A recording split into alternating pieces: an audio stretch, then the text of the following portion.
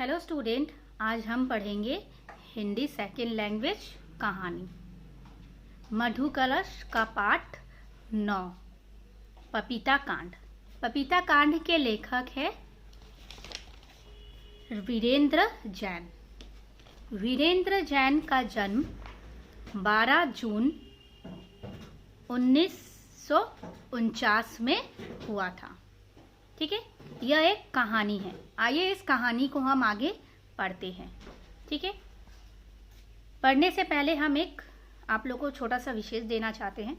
महानगरों में मकानों की समस्या पर आधारित इस कहानी में लेखक ने अपने मकान मालिक के स्वभाव का अच्छा चित्रण किया है। ठीक है, पढ़कर जानेंगे कि लेखक को मकान क्यों छोड़ना पड़ा। ठीक है, तो महानगरों में बहुत बड़ा महानगर है। ठीक है, मकानों की समस्या पर यह कहानी लिखी गई है, के आधारित पर लिखी गई है। लेखक ने अपने मकान मालिक के स्वभाव का अच्छा चित्रण किया है। लेखक ने किसका चित्रण किया यहाँ पे? अपने मकान मालिक का। वो जिस मकान में रहते थे उनके मकान मालिक का अच्छा चित्रण बताया है। तो आइए हम इस कहानी को पढ़कर जानते हैं। कोई 5 महीने लगातार खोजबीन के बाद मुझे एक मकान किराए पर मिल ही गया। इस मकान में अकेले मालिक रहते थे। उनकी पत्नी का देहांत कई वर्ष पहले हो गया था और बाल बच्चे जो थे वे दूसरे शहर में रहते थे। मतलब लेखक को कई 5 महीने लगातार खोजबीन करनी पड़ी। किसके लिए? एक मकान लेने के, किराए पर मकान लेने के लिए। ठीक है, इस मकान में अकेले मालिक, और उनको जब मिला, ठीक है, कब मिला? 5 महीने के बाद जब उनको मकान मिलता है तब उसमें अकेले एक मकान ही मालिक रहते थे। ठीक है, मकान मालिक की जो पत्नी थी वो उनका देहांत हो गया था, यानी वो मर गई थी कई वर्ष पहले। ठीक है, और उनके कोई बाल बच्चे नहीं थे। ठीक है, और वे दूसरे शहर में रहते थे मकान मालिक। जिस दिन मैंने मकान किराए पर लिया उस दिन मकान मालिक ने मुझे बताया कि उन्हें क्या पसंद है और क्या नहीं। जिस दिन मैंने, यहाँ मैंने कौन है? लेखक। जिस दिन लेखक ने मकान किराए पर लिया उस दिन मकान मालिक जो था वह अपने पसंद और नापसंद के बारे में बताया। मैंने भी उन्हें विश्वास दिलाया कि मुझे उन्हें कभी किसी शिकायत का मौका नहीं मिलेगा। मैंने यानी लेखक ने, ठीक है, उन्हें यानी कौन है यहाँ पे? मकान मालिक। ठीक है, तो लेखक ने मकान मालिक को विश्वास क्या दिलाता है कि कभी भी वो शिकायत का मौका नहीं देगा। कौन शिकायत का मौका नहीं देगा? लेखक। किसे नहीं देगा? मकान मालिक को। ठीक है, पहले दिन तो मुझे वे मकान मालिक अच्छे लगे ही थे, पर वहाँ रहकर जब धीरे धीरे मुझे उनकी और भी खूबियाँ पता लगी तो वे मुझे और भी अच्छे लगने लगे। पहला दिन जब लेखक वहाँ किराए के दौर पे जब रहने लगे तो मकान मालिक उन्हें और मतलब अच्छे लगे, पर वहाँ जब लेखक धीरे धीरे मतलब जब वो धीरे धीरे वहाँ रहने लगा तो उस मकान मालिक की जो खूबियाँ थी वह देखकर लेखक क्या होते हैं? बहुत खुश हो जाते हैं और उनको अच्छा लगने लगता है। मेरे ये मकान मालिक रोज सुबह 250 ग्राम दूध लाते थे। उनका दावा था कि इसी 250 ग्राम दूध में से वे सवेरे सिर्फ दूध की चाय पीते हैं। ठीक है, लेखक यहाँ क्या बताना चाह रहे हैं? लेखक बताना चाह रहे हैं कि यहाँ पे कि मेरे ये मकान मालिक यानी लेखक के जो मकान मालिक थे वह सुबह कितने दूध लाते थे? 250 ग्राम। ठीक है, 250 ग्राम। ठीक है, 250 ग्राम। और मकान मालिक का यह दावा था कि 250 ग्राम दूध से वो रोज सुबह, सवेरे यानी सुबह, रोज सुबह वो 250 ग्राम के दूध का चाय पीते थे। ठीक है, लेखक बता रहे हैं किनके बारे में? मकान मालिक के बारे में परिचय बता रहे हैं। ओके, दोपहर की रोटियां दूध में डुबोकर खाते हैं और शाम को केवल दूध ही पीते हैं। तो लेखक के जो मकान मालिक थे वो दोपहर को रोटियां क्या करते थे, दूध में डुबोते थे और खाते थे, और शाम को सिर्फ केवल दूध पीते थे। कौन? लेखक के मकान मालिक। ठीक है। जब मैंने यह सुना था तो मैं अपनी पहली बार परेशानी में पड़ गया था। जब लेखक, मैंने यहाँ कौन है? लेखक। जब लेखक यह सुने कि वो मतलब ऐसे दूध में डुबोकर रोटियां खाते हैं, फिर 250 ग्राम की चाय पीते हैं वो रोज सवेरे, तो वो परेशान में पड़े। ठीक है, में पड़ गया। कौन? लेखक। मगर बाद में जब मैंने देखा कि वे उस दूध के बर्तन को कम से कम 1.5 किलो पानी से धोकर उसे भी दूध में उड़ेल लेते हैं। मतलब लेखक ने क्या देखा? लेखक ने क्या देखा?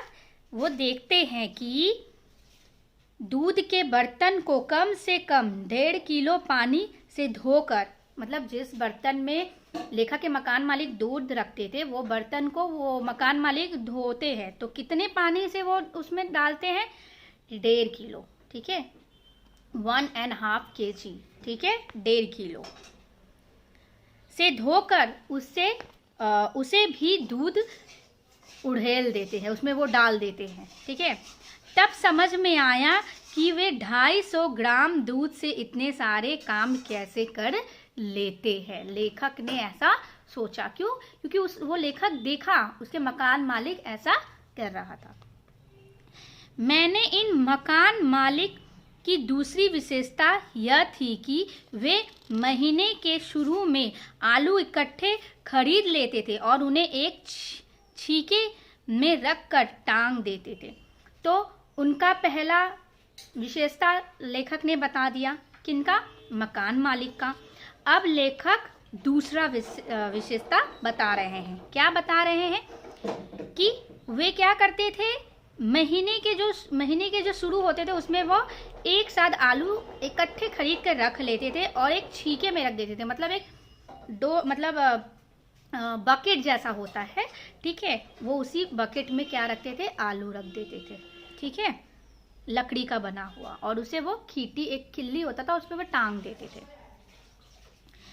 ठीक है, फिर रोज उसमें से एक पिलपिला आलू ढूंढते थे। पिलपिला किसे बोलते हैं? वो आलू तो बहुत दिन पहले लाके, अगर कोई हम लोग अगर बहुत दिन पहले आलू लाकर रख देंगे तो वो क्या हो जाएगा? गल जाता है, खराब जैसा थोड़ा होने लगता है।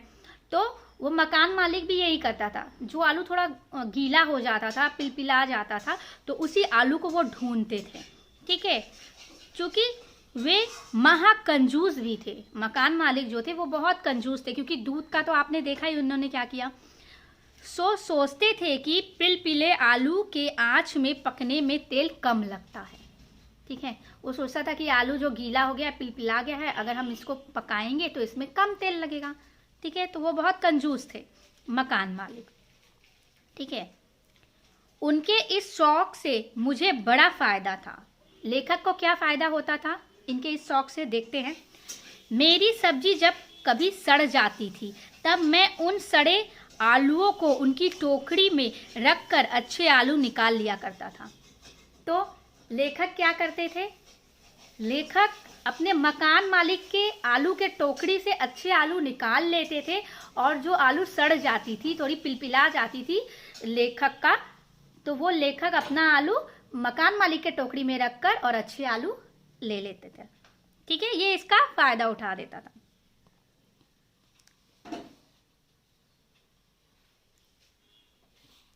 मेरी सब्जी जब कभी सड़ जाती थी तो मैं अपने उन सड़े आलू को उनकी टोकरी में रखकर अच्छे आलू निकाल लिया करता था।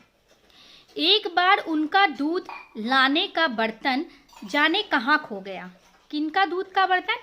लेखक के मकान मालिक का दूध का बर्तन कहीं खो गया था। तकरीबन रात के 11 बजे थे। रात का कितना बज रहा था? 11 बज रहा था। वे मेरा दरवाजा खटखटाने लगे। वे कौन? मकान मालिक। किसके मकान मालिक? लेखक के मकान मालिक। किसका दरवाजा खटखटाने लगे? लेखक का। ठीक है, मैंने आलस्यवश दरवाजा नहीं खोला। आलस्यवश किसे कहते हैं? आलस के मारे, ठीक है, के वजह से लेखक ने दरवाजा नहीं खोला। सो वे लगे चिल्लाने। कौन लगे चिल्लाने? मकान मालिक। कैसे किराएदार से पल्ला पड़ा है? मेरा 150 रुपए का ढोल चुरा लिया। ठीक है, तो गेट के बाहर मकान मालिक चिल्ला रहा है कि ये कैसा मेरा किराएदार है जो 150 रुपए का ढोल मेरा चुरा लिया है। उनका कोई ढोल था, वो 150 रुपए दाम था, ठीक है, 150 रुपीज़ प्राइस था, और वो कह रहे थे कि चुरा लिया है। कौन कह रहे थे? मकान मालिक लेखक से कह रहे थे। लेकिन सुबह जब उजाले में उन्हें अपना ढोल अपने ही कमरे में रखा मिला तो बोले, देखो मैं तो डर गया था कि मेरा 40 रुपए का ढोल खो गया।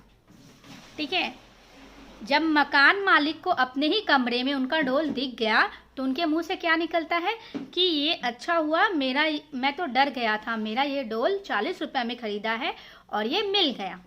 आगे देखते हैं। कल रात को उन्होंने मतलब अपने किराएदार से कहा कि 150 रुपए का ढोल था, और वो खुद अपने मुंह से अब कह रहे हैं कि ये 40 रुपए का है। आगे देखते हैं क्या होता है। वो तो मैं तुम्हें मैंने पूछा, मैंने यहाँ किसने पूछा? किराएदार। किराएदार कौन था? लेखक। लेखक क्या पूछते हैं? 40 रुपए या 150 रुपए का?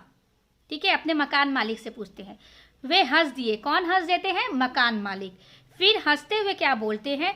है वो तो मैंने तुम्हें डराने के लिए दाम बढ़ाकर बोल दिया था रात में। ठीक है, मकान मालिक ने अपने किराएदार से ऐसा कहा। इसके बाद मुझे जिस भी चीज की जरूरत होती वे दे देते थे। कुछ भी चीज की जरूरत होती थी लेखक को तो वो मकान मालिक दे देते थे। कुछ दिन में मैंने देखा कि मेरे पास उनका पलंग, चारपाई, अलमारी, पेटी, बाल्टी और भी ना जाने क्या क्या पहुंच गया है। मैं सोचने लगा इस मकान को तो मैं कभी नहीं छोड़ूंगा। मैं कौन? किराएदार। किराएदार कौन है? लेखक। ठीक है, बोलता है कि मैं इस मकान को कभी नहीं छोड़ूंगा, क्योंकि वो मकान मालिक से कुछ भी मांग लेता था तो दे दिया था। जैसे क्या क्या दे दिया था? पलंग, चारपाई, अलमारी, पेटी, बाल्टी और भी न जाने क्या क्या चीज। भला बिना खरीदे सब जरूरत की चीजें और कहाँ मिलेगी? कौन देता है? आजकल कोई तो देता नहीं है। कभी कभी जब मेरा उनसे किसी बात पर झगड़ा हो जाता तो वो कहते, अच्छा यह बात है तो तुम मेरी चीजें लौटा दो। तो वो चीज लौटा देने को कहते हैं। कौन कहता है चीज लौटा देने को? मकान मालिक। किससे कहते हैं? अपने किराएदार से। ओके स्टूडेंट, आज ये कहानी यहीं तक समाप्त करती हूँ। आगे का जो है वो मैं आप लोगों को पार्ट 2 में नेक्स्ट वीडियो में अपलोड कर दूंगी। Okay student, thank you.